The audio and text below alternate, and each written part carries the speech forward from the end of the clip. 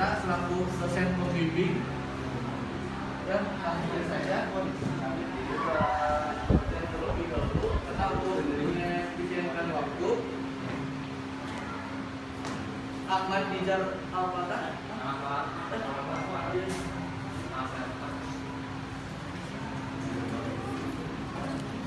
Adi Risma Nugraha. Adi Rajana. Anissa Nurhaliza. Asep.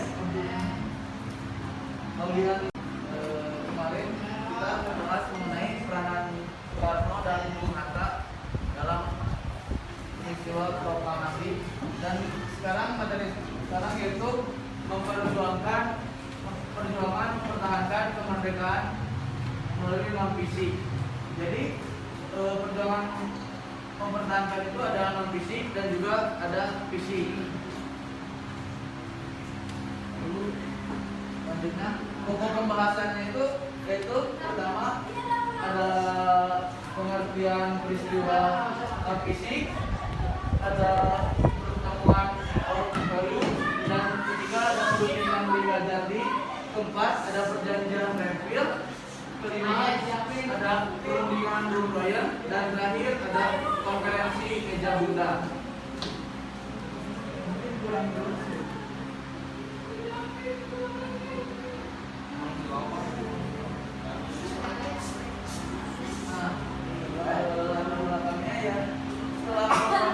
Kemerdekaan Indonesia itu belum sebelumnya merdeka gitu.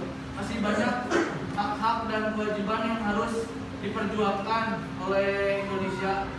Karena ketika Jepang kalah di Perang Dunia Kedua, Belanda ingin kembali datang ke Indonesia untuk menguasai Nusantara, karena Belanda itu mendengar bahwa Jepang kalah di Perang Pasifik dalam 3 tahun. Jadi ketika itu banyak sekali perundingan dan konferensi seperti konferensi Meja Bundar, perundingan Liga Jati, perjanjian Renville, dan ada yang lainnya. Lalu pengertian perjuangan non fisik atau diplomasi. Nah, perjuangan diplomasi ini perjuangan yang dilakukan dengan cara melakukan perundingan antara Indonesia dengan pihak sekutu atau pihak Belanda, karena untuk mendapatkan hak-hak dan juga kewajiban. Contohnya Indonesia juga mengadakan perundingan langsung gitu ya, yang saya sebutkan melalui perundingan Renville, perundingan perjanjian Brundtland, konferensi Meja Bundar, dan sebagainya. Lalu salah satu kebijakan yaitu terbentuknya Republik Indonesia Serikat ketika zaman Belanda, dan masih banyak kebijakan lain yang dibuat oleh Belanda. Salah satunya membuat Republik Indonesia Serikat atau kita kenal dengan istilah BRIS. Lalu yang pertama ada pertemuan Hoek Value ini. Nah, pertemuan Hoek Value ini dilakukan di Belanda pada bulan April 1946 yang terlaksana dengan perantaraan salah satu diplomat dari Inggris ya, yang bernama Sir Archibald Clarke, dan delegasi Indonesianya yaitu terdiri dari Mr. Suwandi, Dr. Sudarsono. Nah, sedangkan perwakilan dari Belandanya itu yaitu Dr. Pan Mook, delegasi dari Belanda ketika pertemuan Hoek Value. Nah, walaupun banyak sekali wakil-wakil Indonesia yang bersikeras memperjuangkan ketika pertemuan ini, tetapi ketika pertemuan Hoek Value ini tidak mendapatkan hasil apa-apa gitu. Jadi delegasi Indonesia sudah bersusah payah datang dan membahas pertemuan ini, tetapi hasilnya ini tidak terjadi dan ada apa gitu ya, tidak mendapatkan apa-apa. 10 November 1946 perundingan Linggarjati ini merupakan perundingan antara Republik Indonesia dengan Komisi Umum Belanda, dan delegasi Republik Indonesia diwakili oleh Sultan Syahrir, dan delegasi Belanda yaitu dipimpin oleh salah satu tokohnya Sheikh Melhon ya. Perundingan Linggarjati ini diinisiasi oleh salah satu seorang diplomat dari Inggris juga gitu ya. Dan tadi perjanjian lalu juga ada diplomat dari Inggris, dan perundingan Linggarjati juga ada diplomat dari Inggris. Jadi beda-beda tokohnya ya. Nah, pertemuan ini diawali dengan pertemuannya antara wakil Indonesia dan juga wakil Belanda di Jalan Istana Negara atau Jalan Pegangsaan Timur nomor 56. Nah, Jalan Pegangsaan Timur ini tuh dulu sebagai tempat dibacakannya proklamasi setelah di lapangan Ikada ramai oleh tentara Jepang dan dipindahkan ke Jalan Pegangsaan ketika pembacaan teks proklamasi tersebut. Nah, ini juga perundingan Linggarjati juga di Jalan Istana Negara dan di Jalan Pegangsaan.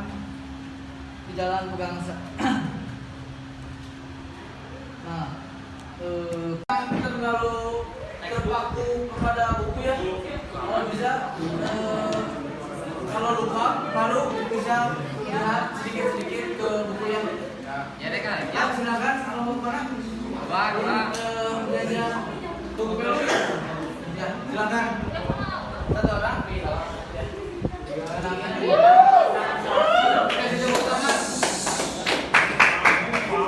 Assalamualaikum warahmatullahi wabarakatuh.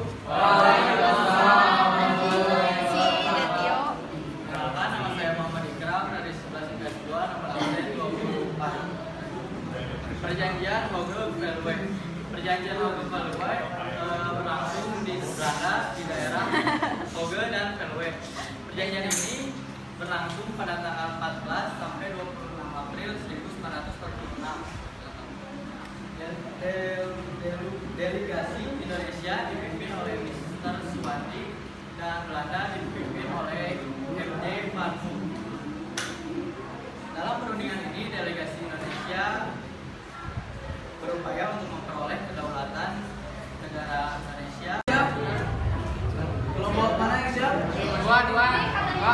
Kelompok perjanjian tempel silakan.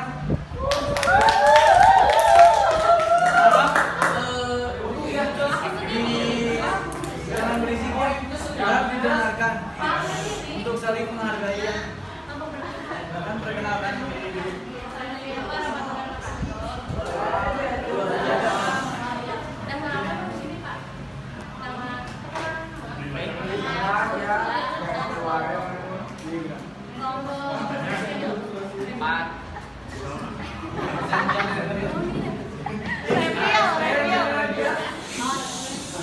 Hasil perjanjian Renville, perjanjian antara Indonesia dengan Belanda pada tanggal 8 Desember 1947 sampai 17 Januari 1948 di atas kapal perang Amerika Serikat sebagai tempat netral USS Renville yang berlabuh di Jakarta. Isi dari perjanjian Renville yang satu, bentuk Republik Indonesia. Yang kedua, Republik Indonesia merupakan negara bagian RIS. Yang ketiga, Belanda tetap menguasai seluruh Indonesia sebelum RIS dibentuk. Dan yang Waalaikumsalam warahmatullahi wabarakatuh. Dari semua tadi yang baru ini belum ada yang hasil dari perundingannya ya. Gak ada yang dibahas tadi ya. Untuk kelompok selanjutnya itu Linggarjati ya. Nanti silakan Linggarjati dan proyeknya.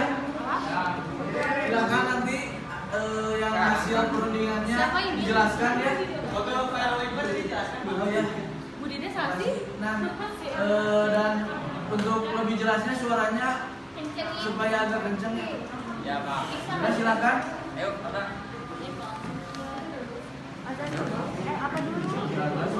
Dan masalah kita batasi.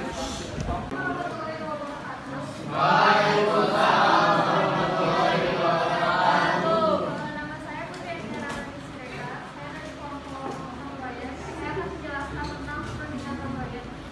Perundingan Rombongan merupakan perundingan yang terjadi antara Indonesia dan Belanda yang terjadi pada Juni 1949 di Desa-Desa Jakarta.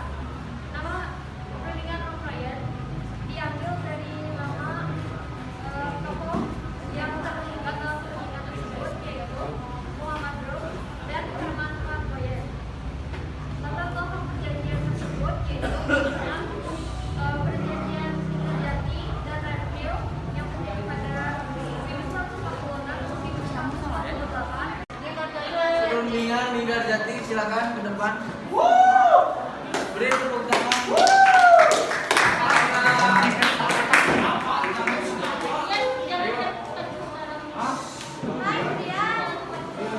Sok semangat sendiri aja mantap. Oke, silakan. Yuk, pasti bisa. Tolong berat. Assalamualaikum warahmatullahi wabarakatuh. Kami dari kelompok Linggarjati akan menjelaskan beberapa hal tentang perundingan Linggarjati. Saya Aulia Saima bersama rekan saya dan Iqbal. Perundingan Linggarjati adalah perundingan antara Indonesia dan Belanda di Linggarjati, Cirebon, Jawa Barat, yang mengatur ketentuan mengenai status kemerdekaan Indonesia. Ada beberapa hasil dari perundingan Linggarjati, yaitu Belanda mengakui secara de facto Republik Indonesia dengan wilayah kekuasaan yang meliputi Sumatera, Jawa, dan Madura. Yang kedua, Belanda harus meninggalkan daerah de facto paling lambat tanggal 1 Januari 1949. Dan yang ketiga, Republik Indonesia. Sebutkan 3 negara,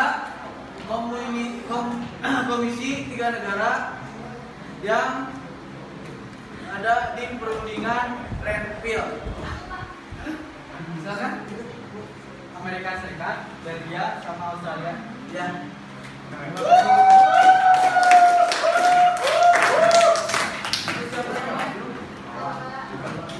Nah, terus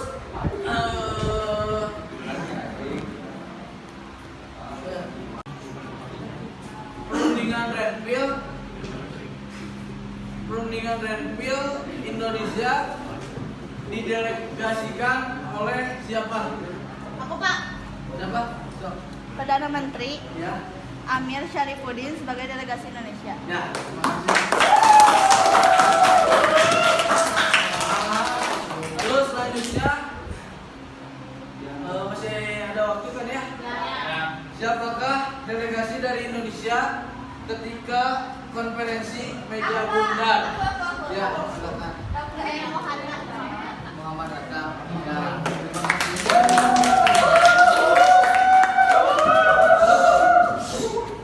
Lalu tanggal dan tahun berapakah diadakannya perundingan Linggarjati? Coba. 10 November 1946. Ya.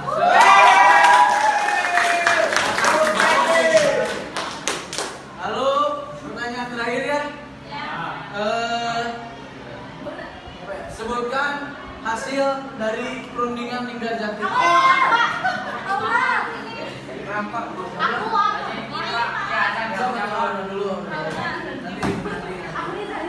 Yang pertama, Belanda mengakui secara de facto Republik Indonesia dengan wilayah kekuasaan yang meliputi Sumatera, Jawa, dan Madura. Yang kedua, Belanda harus meninggalkan daerah de facto paling lambat tanggal 1 Januari 1949. Yang ketiga, Republik Indonesia dan Belanda bekerjasama dalam membentuk negara federal dengan nama Republik Indonesia Serikat, yang salah satu negara bagiannya adalah Republik Indonesia.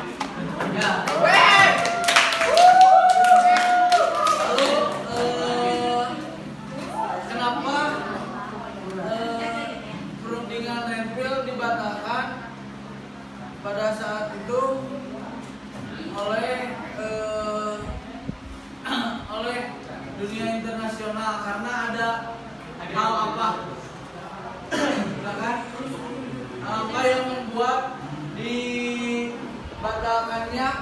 dan melanggar kesepakatan di dunia internasional. Meluncurkan agresi militer. Agresi militer berapa? Kedua, Ya, terima kasih.